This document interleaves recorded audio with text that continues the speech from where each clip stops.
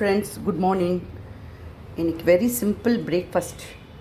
Onion கொத்தமல்லி போட்டு chillies போட்டு ஒரு ஆனியன் தோசை. இது டொமேட்டோ கொச்சு. ஒன்லி டொமேட்டோவை நல்லா மிக்சியில் கிரைண்ட் பண்ணிவிட்டு தாளிக்க வேண்டியது தான்.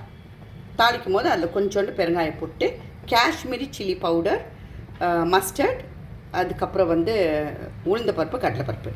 இது ஒரு ரோஸ்டட் சேமியா.